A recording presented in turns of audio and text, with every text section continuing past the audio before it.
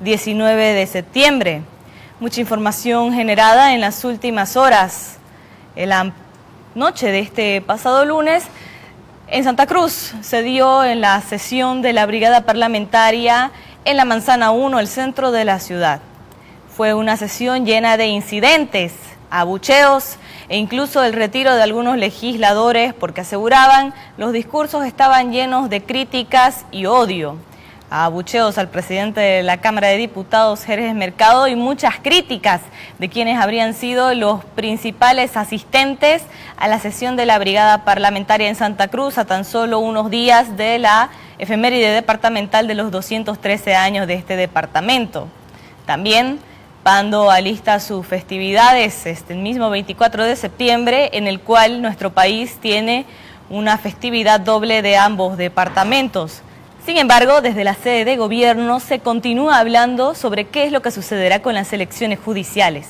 Al conocerse de que el presidente de la Cámara de Diputados, Jerjes Mercado, habría llamado a una nueva convocatoria a sesión para este próximo jueves en horas de la mañana, grande fue la sorpresa cuando esta misma convocatoria no tenía en su orden del día el tratamiento del proyecto de ley para la preselección de candidatos a las elecciones judiciales. Por ello, el día de hoy el ministro de Justicia, Iván Lima, asegura de que se está realizando el debido proceso porque este proyecto de ley por las elecciones judiciales tendría algunos aspectos que deben ser aún discutidos en las diferentes organismos que tiene dentro de la Cámara de Diputados, como ser la Comisión de Constitución y otros.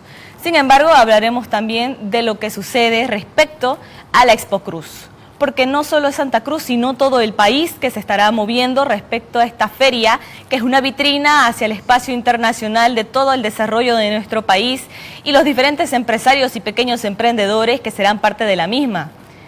Comisiones o más bien delegaciones de Potosí, Oruro, La Paz, Pando y los otros departamentos llegarán para ser parte de esta gran muestra ferial en su 47ª versión. Gigavisión los acompañará noche a noche con una transmisión en vivo, mostrándole los stands y pabellones más deslumbrantes de esta muestra ferial. Iniciamos este noticiero informativo hablando del ámbito internacional. Y es que en México se ha producido también una serie de incidentes respecto a su desfile por el Día de la Independencia. Grande fue la sorpresa de algunos asistentes cuando indicaron que estarían avisorando que una delegación rusa habría sido parte de este desfile. Y es que se presentó una polémica por esta presencia rusa en el desfile militar en México. El presidente mexicano Andrés Manuel López Obrador aseguró no entender el revuelo en torno a la participación de este contingente ruso en este desfile del Día de la Independencia. López Obrador aseguraba que hicieron un escándalo y le habría llamado la atención porque también desfilaron de la República de China y no hubo tanto escándalo según su criterio. Todo habría sido respecto a los rusos que también hacían su paso en este desfile. López Obrador indicó que se invitó a todos los gobiernos con los que México tiene distintas relaciones, como, asegura él, siempre se hace. En una conferencia habría señalado de que esto habría causado un revuelo que él no se esperaba y habría sido también sorpresivo, puesto que asegura que es exactamente lo mismo que hacen año a año, y es que este sería el primer año en el que habrían ocurrido estos incidentes y estas durísimas críticas de los diferentes asistentes al indicar que no esperaban que una delegación o una representación rusa sea parte de su desfile militar. Dignos representantes. Polémica en México por la participación de un contingente ruso en el desfile militar por la independencia del país. En el desfile cívico-militar del sábado participaron unos 15 soldados del ejército ruso, generando la protesta de la Embajada de Ucrania en México y cuestionamientos en redes sociales. Pero el presidente mexicano Andrés Manuel López Obrador justificó el lunes la presencia rusa en el acto. Se invitó a todos los gobiernos con los que México tiene relaciones. Siempre se hace. Lo hace la Secretaría de la Defensa. López Obrador atribuyó las críticas a medios opositores que, según dijo, hicieron un escándalo porque están enojados con su gobierno. México condenó la invasión rusa a Ucrania en 2022, pero rechaza sumarse a las sanciones de parte de la comunidad internacional contra Moscú. También ha dicho que busca promover el diálogo para alcanzar la paz, en una posición similar a la del gobierno de Luis Inácio Lula da Silva en Brasil. El mandatario recordó que en las celebraciones patrias participaron delegaciones militares de varios países, incluido Estados Unidos. A la Academia Militar del Ejército. De México nos trasladamos hasta Nueva York, Estados Unidos de Norteamérica. Y es que la Asamblea de las Organizaciones de Naciones Unidas se ha dado inicio con las diferentes disertaciones de varios presidentes que son parte de este organismo internacional este martes 19 de septiembre. Pero eso no ha sido lo que más ha llamado la atención, sino la protesta que se ha instalado en las afueras de esta asamblea en Nueva York por la presencia del actual presidente de Cuba, Miguel Díaz-Canel. Y es que los diferentes denominados exiliados cubanos han viajado desde los más de 50 estados de los Estados Unidos para protestar por la presencia del presidente cubano Miguel Díaz-Canel en la Organización de Naciones Unidas. Aseguraban que se manifestarán también pidiendo la libertad para los presos políticos en su isla y denunciando incluso el reclutamiento de jóvenes en Cuba para que combatan con Rusia en la guerra contra Ucrania. Y es que los diferentes residentes cubanos en los Estados Unidos se han desplazado desde los más de 50 estados para ser parte de esta gran protesta en la que aseguran Miguel Díaz-Canel sería parte de un proceso de los cuales ellos no estarían contentos por cómo lleva adelante su país.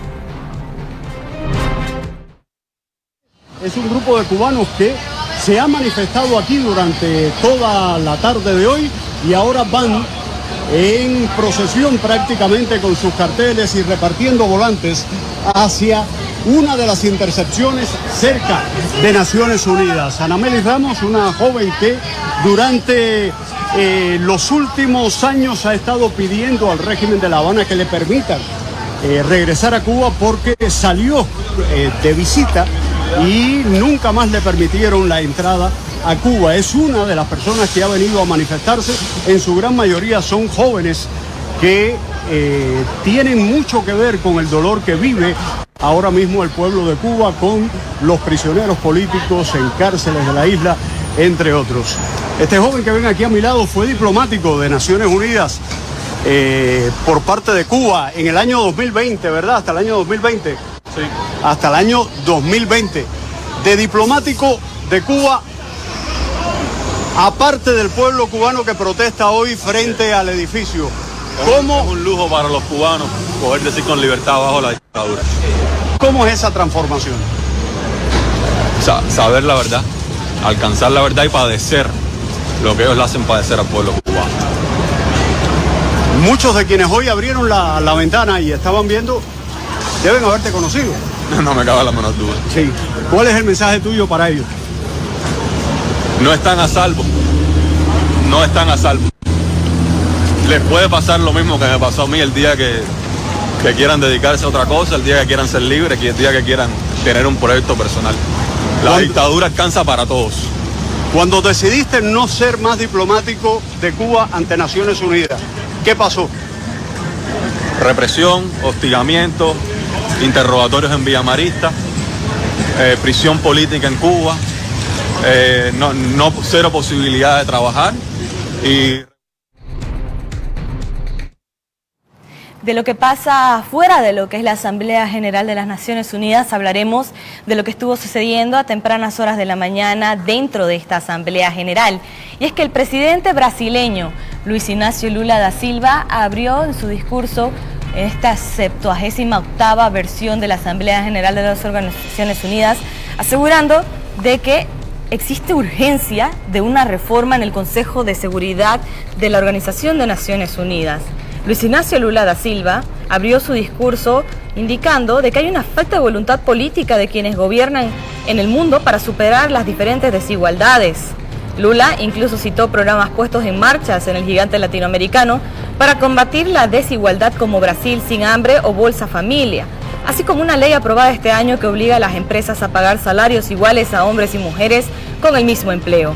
El primer mandatario brasileño aseguró que la representación desigual y distorsionada a su criterio en la gestión del Fondo Monetario Internacional y el Banco Mundial es totalmente inaceptable. Lula incluso contrastó el nivel de los fondos destinados para el viejo continente como es Europa con la diferencia de los mismos recursos que se enviarían al país africano. A mediodía por la noche se tendrá acceso a la asistencia sanitaria o se caerá víctima de enfermedades que tendrían que haber sido erradicadas ya.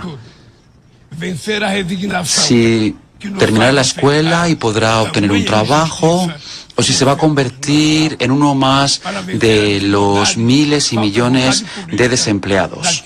En primer lugar, tenemos que superar la resignación que nos hace aceptar como natural esta injusticia. Hay una falta de voluntad política de aquellos que gobiernan el mundo para superar las desigualdades. Señoras y señores, hoy vuelvo como presidente del Brasil y esto es gracias a la victoria que en mi país ganó la democracia. La democracia garantizó que superáramos el odio, la desinformación y la opresión. La esperanza una vez más ha vencido al miedo.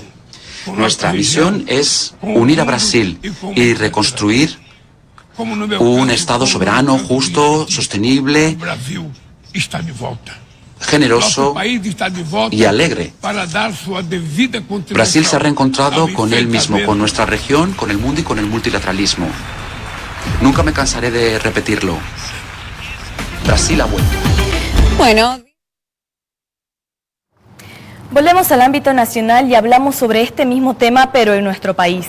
La ministra de la Presidencia, Marianela Prada, se ha referido a la información que brindará en la Asamblea General de la ONU en tan solo unas horas el presidente del Estado, Luis Arce Catacora, donde asegura que Luis Arce se referirá a los demás primeros mandatarios en esta Asamblea General respecto a la crisis de agua y otros temas que son de importancia mundial.